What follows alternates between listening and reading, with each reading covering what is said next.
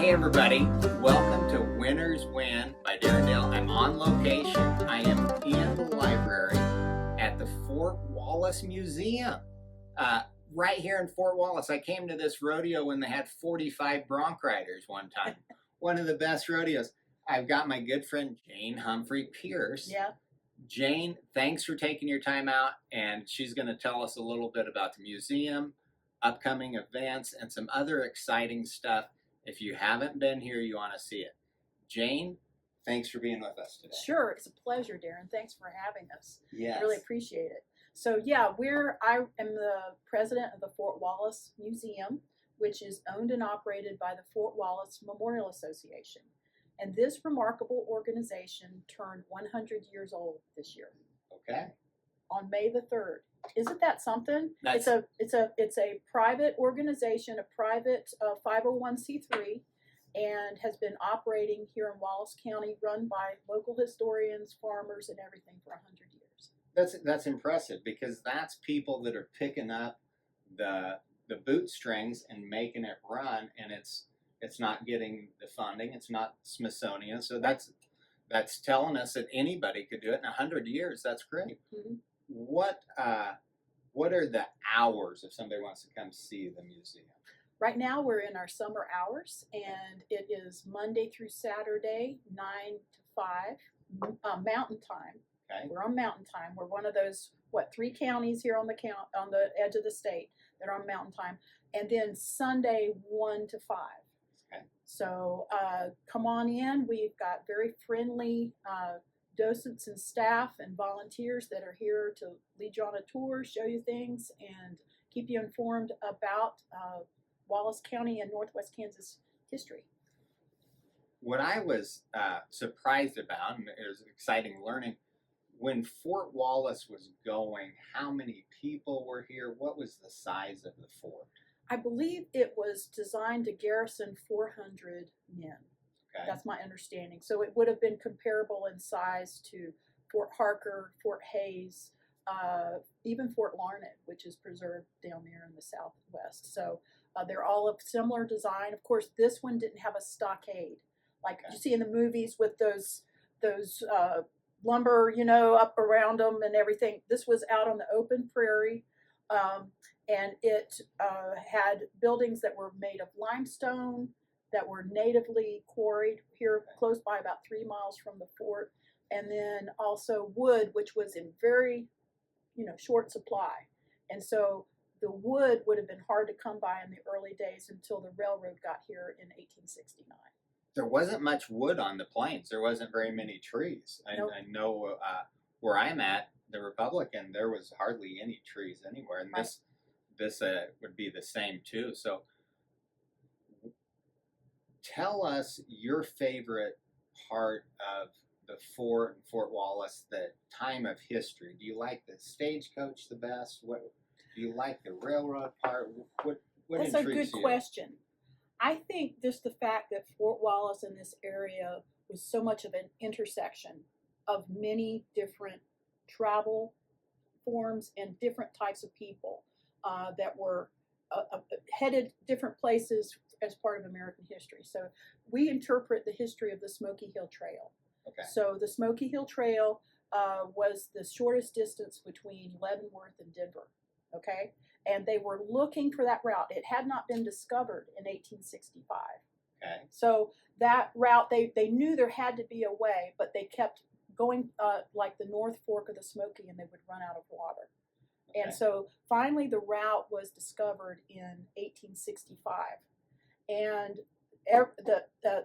immediately, almost 10 days after that discovery, the Butterfield Overland Dispatch stagecoach line, those stations were starting to be built.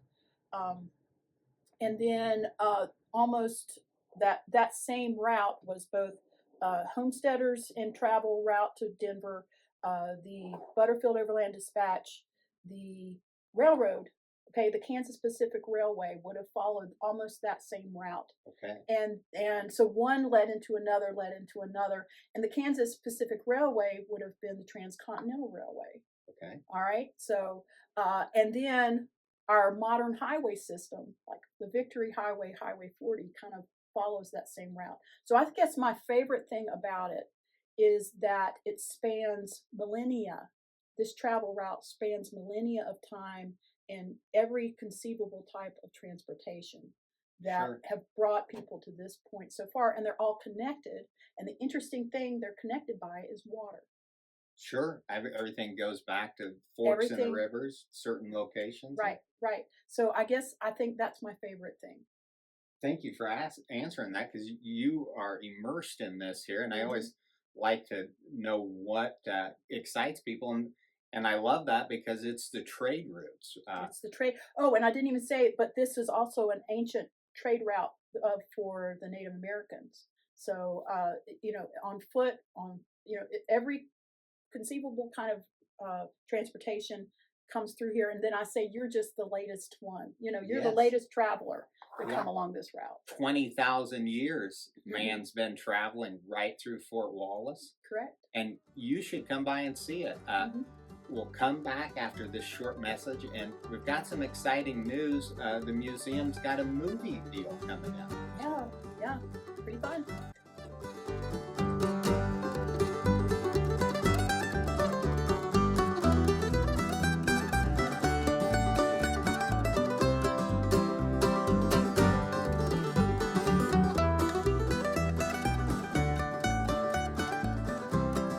Darren at Winners Win, we're back here at Fort Wallace, visiting with Jane. There's some exciting stuff going on here at the museum. It seems She like giggles. it's all the time, Yes. because it wears us out, but it is exciting. It's a lot of fun what happens around here. So yeah, one of our latest ventures that we're involved with, and we're not directly involved, but we're part of a group Okay. that is not trying. We are going to purchase a movie that was made locally here by Kansas, a Kansas movie about a Kansas subject made by Kansans for the wider world. Okay, All Kansas. that's right. That's Okay. right. But we want to share our story. This is a movie called The Contested Plains, and it is a docudrama that was produced and finished in 2022 and saw some limited screenings, but it has been kind of under wraps all this time Okay. due to some troubles. And what we want to do, this movie is about the story of John and Lydia German, and their family of 7 children who were traveling to Colorado to homestead there from their homes in Georgia. Okay. And they were attacked along the Smoky Hill in 1874 on September 11th, by the way, September 11th, 1874. All but 4 of the family members were killed by the Cheyenne, this roving band of Cheyenne. Okay. And then the 4 girls were taken captive. Their ages were 17, 12, 7, and 5. And their story of survival is difficult. Sure. And then also the story of survival by the Native Americans and their reasons for doing there were not excuses, they were reasons. Okay. They felt their land was being taken from them, which it was. Sure. And but these girls did survive, lived to an adulthood, had families, and their story is quite moving as well. And this movie covers the family's journey from Georgia, the attack, the aftermath, and the rescue of the girls by the U.S. military. And what we're going to do is this new LLC, a company is going to own this movie called Smoky Hill River Productions. And the museum is involved with the purchase of this film. Okay. We are gathering donors and investors. This will be a money-making venture. And we are going to take this movie and turn it into a full-length feature film. And we are very optimistic that we have a distributor who will take this into local movie theaters and then also to streaming services. So we're looking at Amazon Prime and Hulu and Fandango and wanting to get, again, the purpose is to get this movie out to a wider audience. and cultivate appreciation for Western Kansas history. It is, despite its kind of gruesome focal point, it Sure. is a story of hope. It is a story of survival, of redemption, and of forgiveness. And that is needed in this wider world we live in. I totally agree. I couldn't agree more. It'll be interesting to see, and I think in life, and I might be telling myself this, it's always great to see things from a different perspective. Mm-hmm. Not only your angle, not where you grew up, Mm-hmm. but you look at it from over here, you stand up, you move over here, you put a different hat on. And I think that's what you're going to see out of this movie. And it tells a tale of this area and what my friend Keith Maddox at the Hat Company always said, brute force and perseverance. And that's kind of what you had to have in that day and time. And then to go through that is an interesting story in itself. It continually amazes me what people went through of all kinds, what they went through to survive out here and to persevere. And this is one of those stories. And then yet you stand and look at things from different angles, and yet what you do is come back to each other's humanity. Yes. You know, absolutely. And this will be a very human story. And we're very anxious to sell it, share it with a wider world, and be responsible with the business and our shareholders at the same time. So if you're looking for something, you're sitting on that golden egg and you're going, how can I help? And you want to help the museum, they can call you. They can call us. Be a part of it. Please contact us at smokyhillriverproductions@gmail.com, and we can get you all kinds of information. And also we can get you materials, and also just go ahead. You can check out the trailer for the movie in its present form on IMDb. You know, where you see movies and stuff. Go look for The Contested Plains. And you can see the trailer there. It has recognizable names in it, such as Moses Brings Plenty, who's one of the stars of Yellowstone. Has Mary McDonough, who was on the Waltons back in the 70s. Buck Taylor, who is a stalwart Western star from all the way from Gunsmoke to all the way to 1883. And, you know, he's a staple. He's a staple. He's a staple. He's fantastic. And then, you know, we're pleased with the talent in the film, and we're convinced that it's a worthy story to be told. And so if you'd like to help, and you can join as an investor, and we will do profit sharing with the investors from the film. So and they've got some heavy hitters in there, and it's a story, and I think our country's ready for it, and they need to hear it. Amen. Jane, thanks for your time today, mm-hmm. and thanks for having us in. It was very, very nice to host you. Thank you so much. You've got to come down here. I'm going to go around and take some pictures. I'll probably shoot a segment 3. I have to in here so everybody can see. I'll do a segment 3, and you can see a little bit more of the museum, and you can go online and check it out. They do have a couple things that we want to touch on. Yeah, we do a lot of events around here. We love to have people come to see us. So one of them coming up is our Fort Wallace Rodeo, and it's the 71st annual, one of the longest running rodeos in Kansas. Memorial Day weekend, we have performances on Saturday, May 24th at 7 p.m., Sunday, May 25th at 5 p.m. Come out and have a great time. It's all small town rodeo excitement, and we have a great time. On that night before Friday night, our local theater is screening Sod and Stubble, which is another one of Ken Spurgeon's films, just like The Contested Plains. It's the latest one. Okay. Sod and Stubble on Friday night at 6:30 Mountain Time at the Strand Theater. Then coming up on June the 7th, we have our Guardians of the Fort Wallace Museum fundraiser. We are having a chuck wagon supper by Doc Jones. There's none better, and he does a fantastic job. We'll have a cowboy campfire with Barry Ward.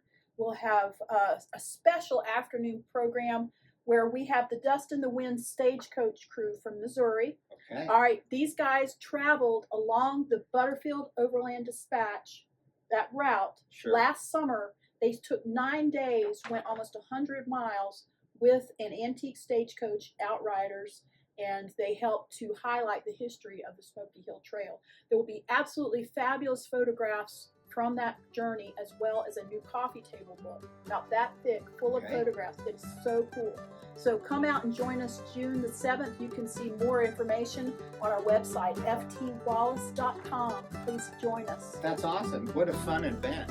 We'll put a couple links on our website and on our Spotify and all that stuff so you can see this, and I'll throw them on my personal Thank page. And we're going to do one more segment. Thank you. We had to move in the museum. Jane and I are in here. She's going to tell you a little bit about our friend Roman Nose here.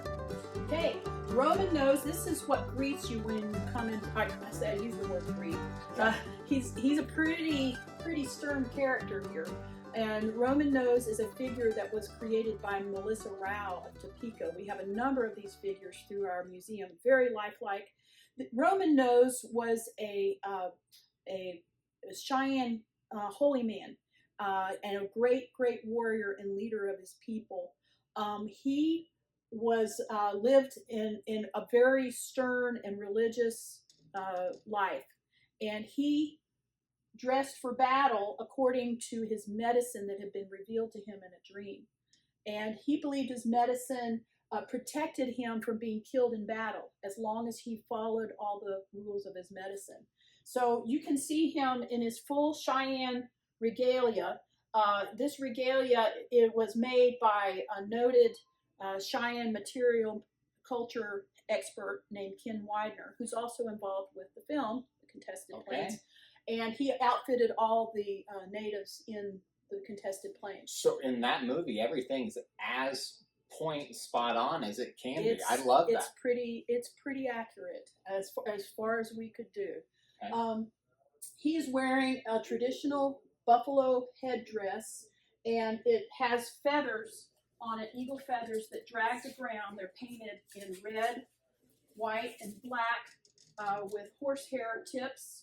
And he was a mighty figure when he wore this. His headdress has a hawk, a roadrunner, a bat, and a swallow in it, so he could have the attributes of those animals.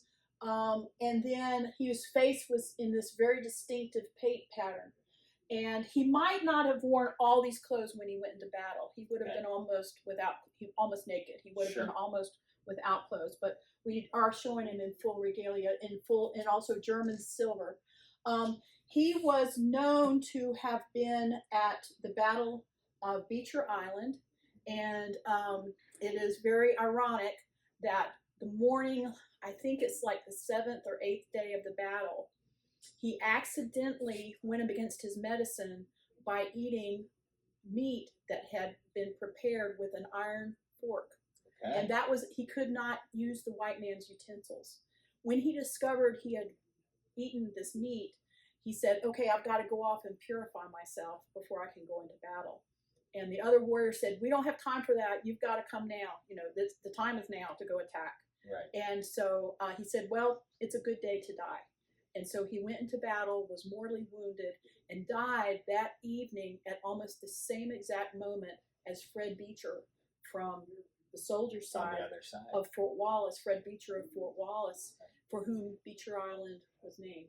This battle took place near Ray, Colorado, what is now Ray, Colorado, in 1868. If you ever have a chance, you got to go there. It's got the juice. It's one of those places that's end of time for a lot of things. Yeah, it is. It's a very significant, and not only significant for the battle that took place, but then the people there have commemorated it since the late 1800s. And so it's got almost a life of its own from all the years of researching and talking about it and meeting together. And they do a wonderful job of taking care of it. Every time I'm there, it's mowed, it's nice, they have different events. They take a lot of pride in that, in that facility. So, yes. So this is a great warrior for his people. He's still revered. There's still a Roman Nose family down in Oklahoma. They are friends of our museum and personal friends of all of ours. And one of the descendants, Larry Roman Nose, is one of the 44 chiefs of the Cheyenne. and he has helped host us down there for events on his reservation.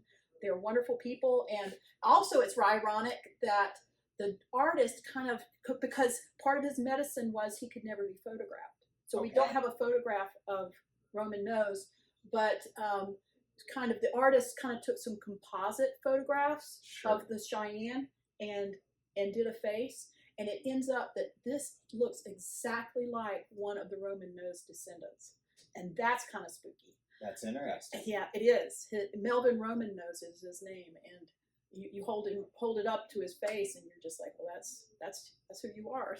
A lot of the literature I read, a war chief, Roman nose, and when he went to Medicine Lodge for the peace treaty, the U.S. government held it 3 more days for him to show up in Quanah Parker. Mm-hmm. He had the juice. One interesting thing I've seen in the Cheyenne County history, but Roman nose possibly was born in Cheyenne County. Everyone probably wants to claim the guy. That's pretty cool. Wano was before the gold rush hit, and time and roots changed. That's where Roman nose was from. Some of my other history books say he was the perfect specimen of a Cheyenne man. You can look at this and see it. It's rumored that he could flat-foot jump off the ground onto his horse like a gazelle. And that's in some of those cavalry books. He would steal Custer's horses and play games with them. And he was an interesting guy, and it's fun to be here in Fort Wallace with you, Jane, and stand right beside our good friend Roman Nose. Yeah. He'll be waiting for you if you come over here to the Fort Wallace Museum.